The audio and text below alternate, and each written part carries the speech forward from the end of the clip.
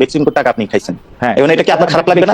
আপনি তো ছিলেন না, বেক্সিমকো আপনাকে বেতন দিত, বেক্সিমকো বেতন দিত, খারাপ লাগবে এই যে আপনি এখন চট করে জ্বলে উঠতেছেন না, মানে আপনি জ্বলে ওঠার আপনি কিভাবে ব্যাখ্যা করবেন? কিন্তু আপনার উইদাউট ডকুমেন্ট যখন আমি কথা বলবো তখন আপনি চট করে জ্বলে উঠবেন। বেক্সিমকোর অধীনে ইন্ডিপেন্ডেন্ট টেলিভিশনে চাকরি করছি, বেক্সিমকো টাকা খাবো না কেন? আমি পরিশ্রম করছি, টাকা এইজন্য পরিশ্রম করছেন, টাকা নিছেন, কিন্তু অনেক সুযোগ সুবিধা নিছেন। এটা যদি বলেন আপনি চট করে জ্বলে উঠবেন না, অনেক সুযোগ সুবিধা নিছেন মানে ছাগল এমনি খায় ধরেন, এর মধ্যে উনি যদি এইটা এটা বলতে পারেন না, ছাগল খাওয়াতে তো আপনারও কোনো ভাই ব্রাদার থাকতে পারে। হ্যাঁ, আমার ভাই ব্রাদার ছিল, আপনারা আমার ভাই ব্রাদার, কিন্তু তাহলে আপনি কিভাবে উইদাউট এটাকে আপনাকে কে বলছে যে আমি ছাগল খেয়ে ফেলছি? এটা আপনি কেন বলছেন? তাহলে আপনি কোথা থেকে কমেন্ট পাইছেন? আপনারা আমাকে আউটলুকে বলছেন, কোথা থেকে পাইছেন কমেন্ট?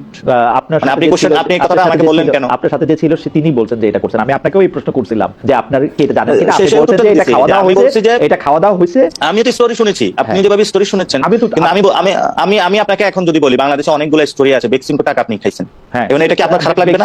আপনি তো ছিলেন না, বেক্সিমকো আপনাকে বেতন দিত, খারাপ লাগবে? এই যে আপনি এখন চট করে জ্বলে উঠতেছেন না, মানে আপনি জ্বলে ওঠার আপনি কিভাবে ব্যাখ্যা করবেন? কিন্তু উইদাউট ডকুমেন্ট যখন আমি কথা বলবো তখন আপনি চট করে জ্বলে উঠবেন। বেক্সিমকোর অধীনে ইন্ডিপেন্ডেন্ট টেলিভিশনে চাকরি করছি, বেক্সিমকো টাকা খাবো না কেন? আমি পরিশ্রম করছি, টাকা এইজন্য পরিশ্রম করছেন, টাকা নিছেন, কিন্তু অনেক সুযোগ সুবিধা নিছেন। এটা যদি বলেন আপনি চট করে জ্বলে উঠবেন না, অনেক সুযোগ সুবিধা নিছেন মানে আমার কথাটা তো শেষ করতে দিবেন। এটা যদি বলি উইদাউট ডকুমেন্ট, উইদাউট প্রমাণ, হুট করে আপনাকে বলে দিলাম, তখন আপনি চেতবেন না। কিন্তু এই জন্য যদি আপনি কোনো কিছু করে থাকেন তখন আমি বলবো, আমি এটা একটা एग्जांपल হিসেবে দেওয়ার জন্য বলছি।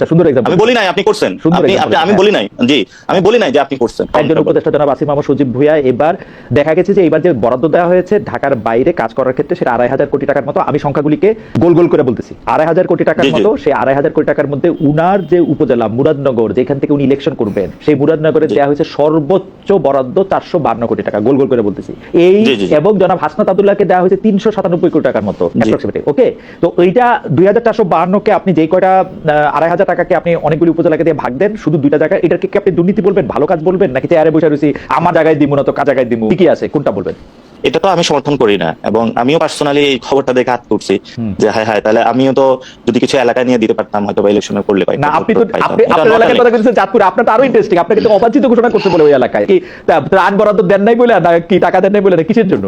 এটা আরেকটা বিএনপির দুইটা গ্রুপ ছিল, এক গ্রুপ হলো আগে প্রোগ্রাম করেছে, এখন আরেক গ্রুপ প্রোগ্রাম করতেছে। তো ওই এলাকার মানুষ তাদেরকে বলতেছে যে বিএনপির মগজ কি এই জায়গায় চলে গিয়েছে, একটা প্রোগ্রাম নামাইতে হবে কিভাবে, এক মাস আগের ইস্যু নিয়ে তারা প্রোগ্রাম, তারা আসলে প্রোগ্রাম কি করবে নিয়ে কোনো কনটেক্সট পাচ্ছিল না। ওই দিন সবচেয়ে বড় ইয়েটা ছিল জামায়াতের একটা প্রোগ্রাম ছিল 5 দফা দাবি নিয়ে। তো জামায়াতকে নিয়ে বিএনপি ইদানিং খুব ভয় পাচ্ছে, তো তারা একটা প্রোগ্রাম দিবে, কি কনটেক্সট দিবে তারা পাচ্ছিল না। এটা আমার ওইখানের যিনি ছাত্র দল তার সাথে কথা হয়েছিল, এলাকার যারা এই প্রশ্নটা আমি দিতে চাই না, কারণ অলরেডি এটা মানুষের কাছে ওরা ওইখানে হাসির পাত্র হয়েছে। তো যেটা বরাদ্দ প্রশ্ন, এটা আমিও সারপ্রাইজড হয়েছি যদি কোথাও হয়। এটা আসলে বাংলাদেশের কোনো সিস্টেমেটিক প্রসেস না, এবং আপনি আরো আশ্চর্য হবেন, আপনি এই নিউজটা দেখেছেন কিনা, কোন মন্ত্রণালয়ের একজন সচিব তার এলাকাতে এই বরাদ্দের কাছাকাছি শুধু একটা জায়গায় তার এলাকাতে নিয়ে গিয়েছেন। এবং আপনি শুধু এটা না যে আপনার বিভিন্ন জন দ্বারা সচিবরা তো দুষ্ট, আপনারা তো নতুন বন্দোবস্তের কথা বলে ক্ষমতায় আসলেন, আপনাদের আমি আমার জায়গাটা বলি, মুরাদনগর বা দেবিদ্বারে যদি কোনো উন্নতি হয় এটা আমারই সবচেয়ে বেশি উপকার হবে। কিন্তু ঘটনা হইতেছে ন্যায় বা ন্যায্যতার কথা তো একটা থাকতে হবে। আমি চেয়ারে বসছি, এখন আমি মুরাদনগরে সবচেয়ে বেশি বরাদ্দ দিলাম, হাসান আব্দুল্লাহ আমার বন্ধু, হাসান আব্দুল্লাহকে আমি সবচেয়ে বেশি বরাদ্দ দিলাম, এইটা যদি আপনারা প্রতিষ্ঠা করেন তাহলে মানে এটা কিরকম হইলো বলেন? এটা তো আমি বললাম না, আপনারা তো কোনো প্রতিবাদ করেন নাই। এনসিপি তো পিক এন্ড চুজ করেন, এনসিপি তো যেহেতু উনি আসিফ মাহমুদ সজীব ভুঁইয়া, আপনি চিন্তা করেন উনি যদি অন্য আসিফ হইতেন, উনি যদি আসিফ নজরুল হইতেন, আপনারা কি করতেন বলেন? ফলত আমি আমার যে বরাদ্দের ইস্যুটা, প্রথমত হলো যে আসিফ যেটা করছে যে বরাদ্দের ইস্যুতে, আমি ন্যায্য অন্যায্যতার প্রশ্ন আমি বললাম এটা ন্যায্য নয়, বাংলাদেশের লোকাল গভর্নমেন্টের সব জায়গায় উন্নয়ন হওয়া উচিত। এবং এটাও সত্য যে মুরাদনগরে কিন্তু আসিফ ইলেকশন করতে যাবে না, এটাও আপনার জানা উচিত।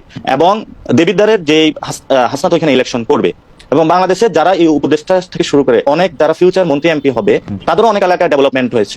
ওই নিউজগুলো কি আপনি পেয়েছেন?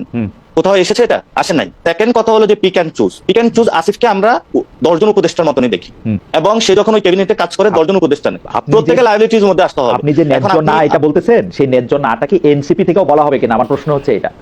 জি অবশ্যই, আমরা তো বলি নাই যে এটা ন্যায্য, আপনি কেন আমাদের উপরে চাপিয়ে দিচ্ছেন যে আমরা এটা অন্যায্য তো বলেন নাই, বলছেন হ্যাঁ, তাহলে বলার সুযোগটা রয়েছে, তাহলে আপনি কেন আর প্রাসঙ্গিকতা আনতেছেন? আপনি কেন ধরে নিচ্ছেন যখন বলতেছেন যে কয়েকজন উপদেষ্টার বিরুদ্ধে আপনি দুর্নীতির অভিযোগ শুনতেছে, আমার সরাসরি প্রশ্ন ছিল যে এদের মধ্যে ছাত্র উপদেষ্টারা এর মধ্যে এক্সেম্পটেড কিনা। আপনি বলছেন যে এটা এক্সেম্পটেড না, তাদেরকে ব্যাপারে ওই কথা বলা হবে, তো তাদেরকে কথা বলা হলে। এবং আপনি যখন প্রশ্নটা এনেছেন তখন আমি বলছি ইটস নট ফেয়ার যে আপনি যদি সরকারি বাজেটে আপনার ধরেন সরকারি বাজারে 100 টাকা আছে, এটা ওয়েল ডিস্ট্রিবিউটেড হওয়া প্রয়োজন। এবং কেউ যদি কোনো বাজেট বেশি নিয়ে নির্বাচনী কাজে ইনফ্লুয়েন্স করে, আমি এটাকে ন্যায্য মনে করতে, আমি এটা জীবন আমার বৈধ, আমি পলিটিক্স ছেড়ে দিব, আমি এই জগতে আসবো না, কিন্তু আমি কখনো এটাকে বৈধ বলতে পারবো না।